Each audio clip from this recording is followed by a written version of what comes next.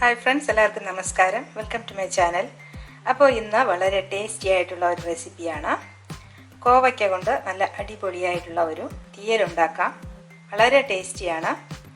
അപ്പോൾ എങ്ങനെയാണ് അത് ചെയ്യുന്നതെന്ന് നോക്കാം.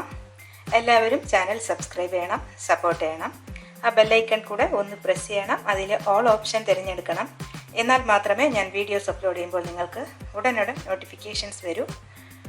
സബ്സ്ക്രൈബ് ചെയ്ത എല്ലാ കൂട്ടുകാർക്കും വളരെയധികം നന്ദിയുണ്ട്.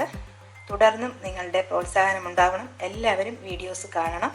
നിങ്ങൾക്ക് ഉപകാരപ്രദമായ വീഡിയോസ് ഞാൻ മിക്കവാറും ദിവസങ്ങളിൽ അപ്ലോഡ് ചെയ്യുന്നുണ്ട്. അപ്പോൾ നമുക്ക് ഒട്ടും സമയം കളയാതെ വീഡിയോയിലോട്ട് പോകാം. അപ്പോൾ നമ്മളിന്ന് ഉണ്ടാക്കാൻ പോകുന്നത് കോവയ്ക്ക കൊണ്ടുള്ള തീയലാണ്. വറുത്തരച്ച് വയ്ക്കുന്ന രീതിയിലാണ് ഉണ്ടാക്കുന്നത്. അപ്പോൾ ഞാനിവിടെ കോവയ്ക്കയൊക്കെ നല്ലപോലെ കഴുകി എടുത്തിട്ടുണ്ട്. ഇനി ഇത് നമുക്കൊന്ന് അരിഞ്ഞ് എടുക്കാം.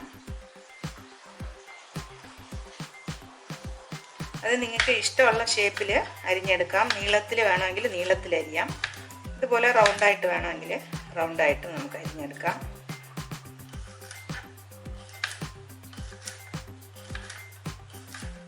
അപ്പം ഞാനൊരു ചട്ടി അടുപ്പത്ത് വെച്ചു. അതിൽ ഒരു ടേബിൾ സ്പൂൺ വെളിച്ചെണ്ണ ഒഴിച്ചു കൊടുത്തു. ഇനി നമുക്ക് ഒരു സവാളയും കുറച്ച് ഒരു 5-6 ഉള്ളി, ചെറിയ ഉള്ളിയും അരിഞ്ഞെടുത്തു. അപ്പോൾ സവാളയ്ക്ക് പകരം അതും കൂടെ നമുക്ക് ചെറിയ ഉള്ളി വേണമെങ്കിൽ അരിഞ്ഞെടുക്കാം. അപ്പോൾ ഞാൻ ഒരു സവാളയും കുറച്ച് ചെറിയ ഉള്ളിയും എടുത്തു. ഇനി നമുക്കിത് എണ്ണയിലോട്ടിട്ട് കൊടുക്കാം.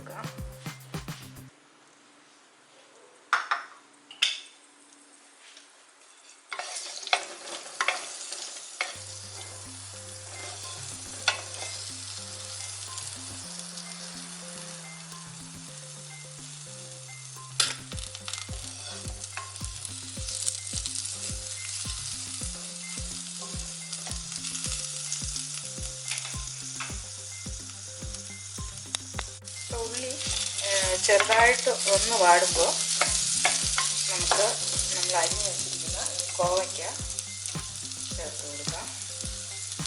ഇപ്പോൾ ഈ ബൗളിൽ ഒരു 10-20 കോവയ്ക്ക വരും. ഒരു ബൗളുണ്ട്, അത് നമുക്ക് ചേർത്ത് കൊടുക്കാം.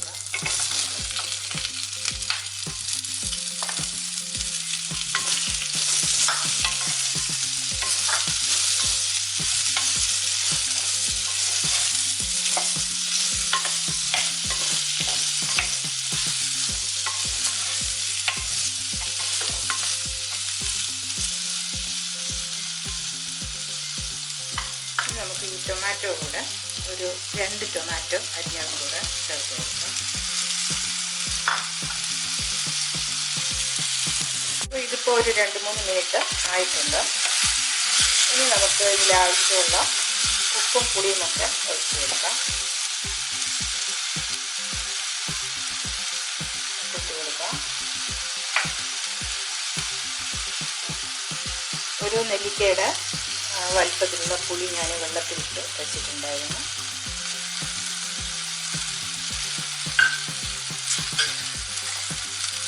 നമുക്ക് ആവശ്യത്തിന് വെള്ളം കൂടെ ഒഴിച്ചു കൊടുക്കാം.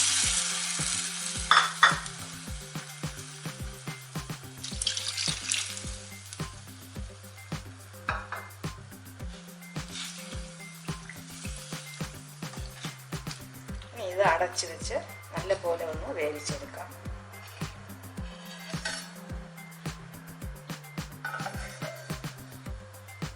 ഈ തേങ്ങ ഒന്ന് വറുത്തെടുക്കണം. ചെറിയ തേങ്ങ മുഴുവനും ചിരണ്ടി എടുത്തിട്ടുണ്ട്.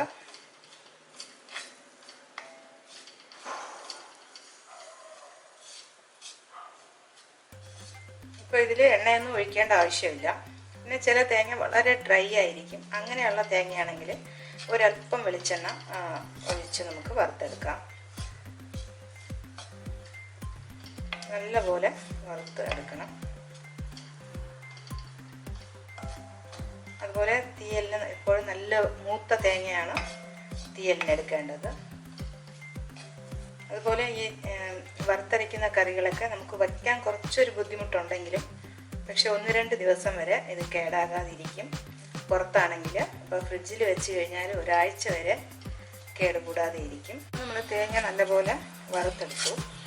ഇനി നമുക്ക് മുളക് പൊടി മല്ലിപ്പൊടിയൊക്കെ ചേർത്ത് കൊടുക്കാം. ആദ്യം ഒരല്പം മഞ്ഞൾപ്പൊടി ഇടാം.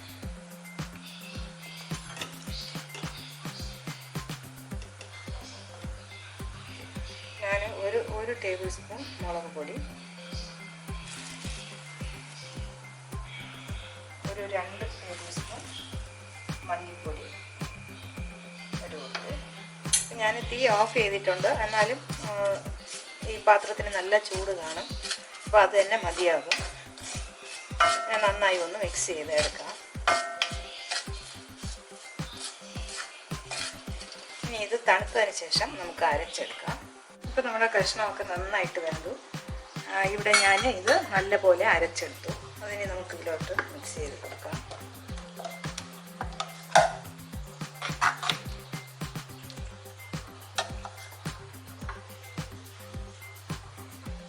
കുറച്ച് വെള്ളം കൂടെ ഒഴിച്ച് നല്ലപോലെ കലക്കിയെടുക്കാം.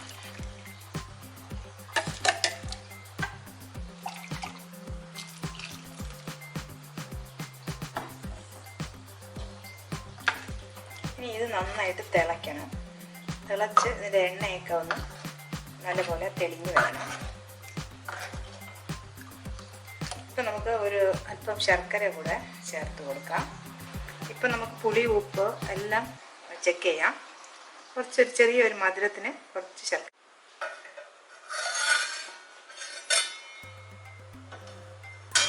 ഇപ്പം നമുക്ക് ഈ ശർക്കര കൂടെ ചേർത്ത് കൊടുക്കാം.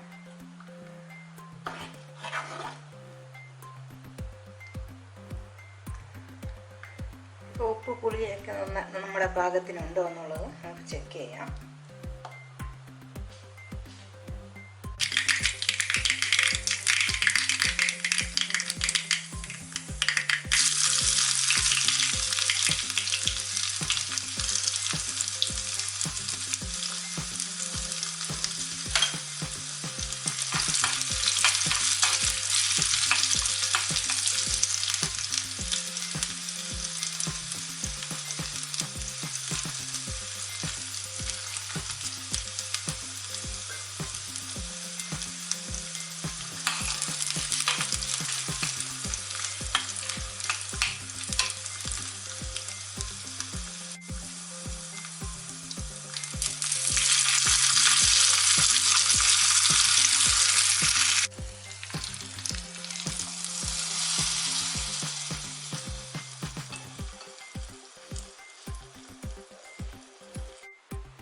അപ്പോൾ നമ്മുടെ അടിപൊളിയായിട്ടുള്ള തീയൽ ഇവിടെ റെഡിയായി.